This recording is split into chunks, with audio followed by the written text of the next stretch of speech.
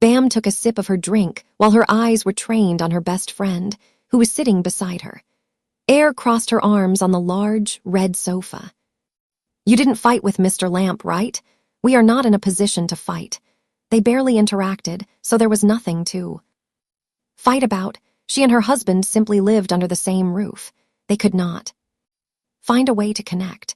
They lived their lives minding their own business. "So what is this about? I thought you would look better now that you were handling the divorce." Air had been waiting for Lamp to agree on the divorce, so why did her petite friend still possess this melancholy air like before? Bam thought. She would get to see Air's happy smile now. "Yeah, I was supposed to be happier now, but that isn't the case." "You have a problem." "Not with the divorce." The two of them were handling the divorce quietly. They were not done because there were assets that they had to deal with, and it would take a while to get that sorted out. Still, their parents thought they were still married and didn't suspect a thing. "So what's your problem?" "Pure." Bam heard the name of the woman her best friend loved and quickly put down her drink to pay attention to what her friend was about to say. "I told her to wait for me." "So what's the problem? Your girl probably waggles her tail with joy. She has been waiting for you for a long time." "You thought so, right?" Air forced a smile. Bam saw tears well up in her eyes. She waited in silence without interrupting the woman. "I'm not sure if she is happy when she knows that I'm getting a divorce." "What makes you think that?" Bam's voice was barely a whisper. The eyes that looked at the woman showed a sign of pity. If it really was as Air said, then it would happen at the worst timing that had happened in her life. Pure had been waiting for Air all these times, even when she said she didn't, but when the obstacle between them was about to end, the girl's heart had begun to change. If that was the case, then the person who was hurt the most in this situation would be Air, the woman who couldn't seem to find her happiness. Back when she had Pure, Air said that pretty girl was the only joy she had. Bam didn't want to imagine how wrecked her friend would be if the person she loved more than anything had become another person's happiness forever. You know, right? That girl is not good at concealing her emotions. She always lets it show on her face and eyes when she is delighted, sad, dejected, or happy. You are her ex, Air. You're the only one who can tell every time. Pure could hide how she feels sometimes. I can tell even if it was just for a split second. You think she loves someone else.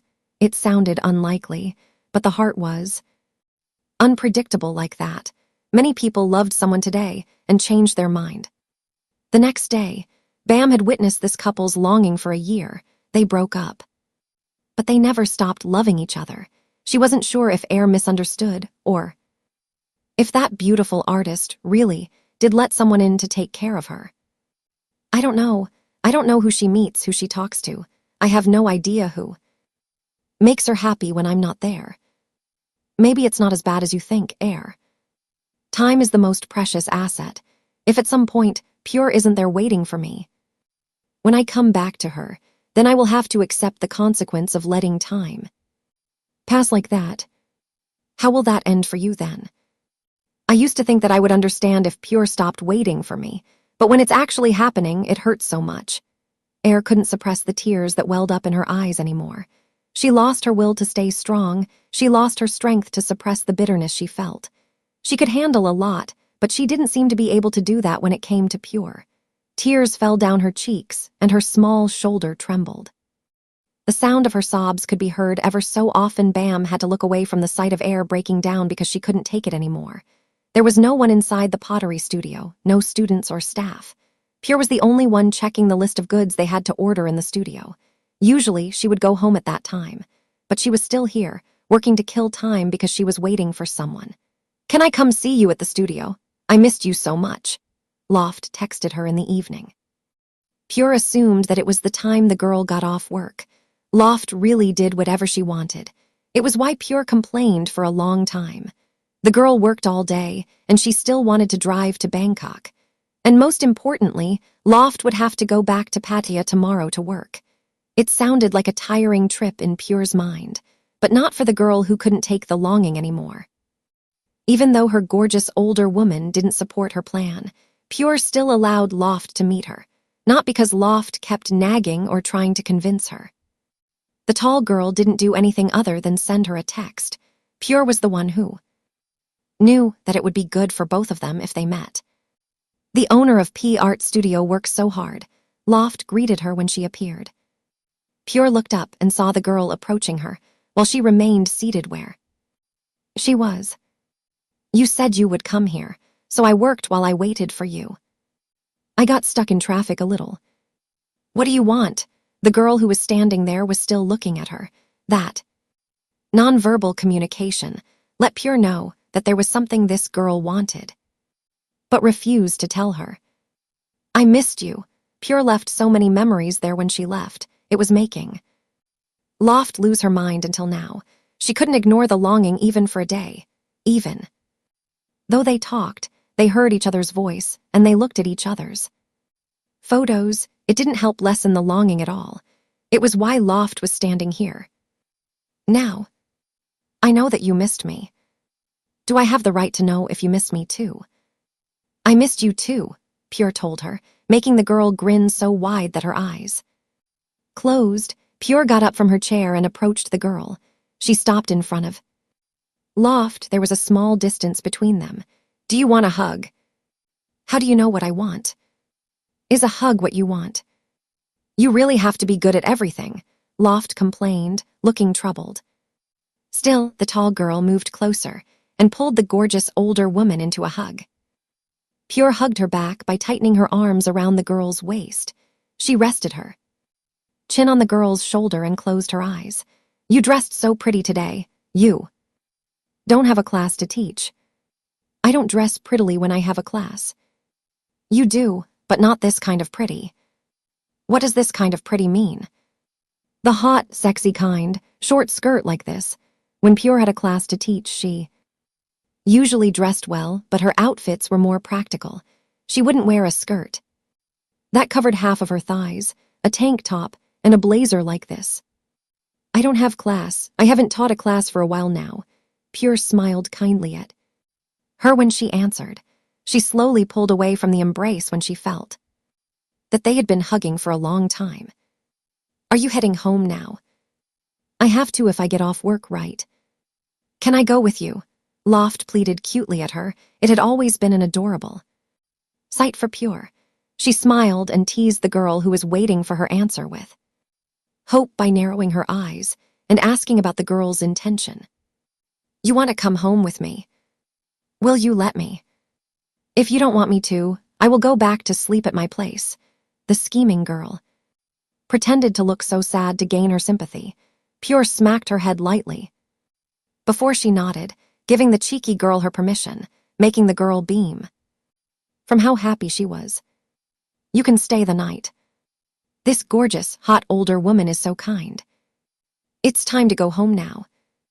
Both of them left the studio and arrived at their destination within half an hour. Loft was watching the woman, who owned this expensive room, open the door. With her heart beating fast from delight, seeing Pure's face was more than enough. But the woman made her even happier by allowing Loft to come inside her personal space and spend the night with Pure. Come in. The host gestured with her hand for the girl to come in and moved to the side so this good-looking guest could enter. Loft scanned the place quickly before she turned to look at the woman who was locking the door. Then Loft recalled that she told her she wanted to do something. What is it? Pure asked out of curiosity when the younger girl stared at her. She was puzzled for a moment. The girl, who was a little taller than her, smiled and traced her gaze down Pure's body. I told you I'd come all the way here to take off your shoes. I can do it myself. Stop that. But you always challenge me, saying that you're looking forward to it. You remember everything, don't you? I remember everything you say, Pure, everything. Then the girl, who had good memories, pushed the delicate woman to the wall and pressed close to her. Didn't you say you're going to take off my shoes? I can do that later. Pure knew even when the younger girl didn't say a word. It was clear in Loft's eyes that she wanted the touch they used to exchange when they were so close to each other. Pure wouldn't stop her. The gorgeous older woman closed her eyes, waiting for the gentle touch on her soft flesh. It happened shortly after that. Pure's arms wrapped around Loft's neck, while the girl pulled her waist closer until there was no space between them. Their longing and pinning were conveyed through the heated kiss. "Can you take them off now?" After Pure was satisfied with the passionate exchange, she pulled away and asked about the girl's plan, which Loft seemed not to care about anymore. "Take what of?" "My shoes." "Oh, I will take them off for you now." Then the younger girl took off her sneakers and crouched down to take off the woman's red high heels. Pure looked down and watched her. Her face felt hot. She got even more flustered when Loft looked up to meet her eyes.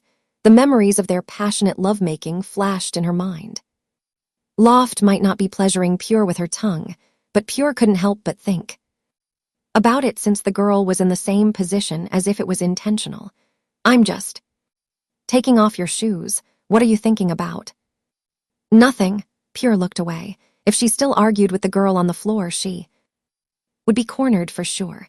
Seeing Loft's knowing smile let Pure know that the girl didn't believe what she said. "It's okay if you think about it. I was thinking about it too." "You pervert." "Wow, you knew what I was thinking about. Enjoying yourself much. Get up here if you're done. Go wash your hands. The bathroom is that way. I'll go change my clothes." When Pure felt like she was about to lose, she changed the subject by pretending to scold the cheeky girl who was still smiling at her down there, even when she was done. "Okay." The girl responded in good humor and got to her feet. Pure frowned at her. Earlier, she was about to walk away to change her clothes when Loft moved to block her path. "What?" Pure, if you missed it, I can do it again." They did this before. They both knew what Loft was talking about. There was no need to explain more. "I shouldn't turn down your offer, right?" "You really shouldn't." "Okay, then do it until I tell you to stop. Get it?" Did the gorgeous and hot older woman get even hotter each passing day? Pure didn't say a word to that, but she leaned in closer until Loft held her breath and closed her eyes, because she thought she would get that familiar sensation on her lips. But she waited for a moment, and nothing happened other than the warm breath next to her ear that came with a hoarse whisper. "Move, I want to change my clothes." Pure pushed her out of the way. Then the gorgeous older woman walked to her bedroom. Before she closed the large door, Pure turned around to cock a brow at Loft, making the girl laugh in that instant.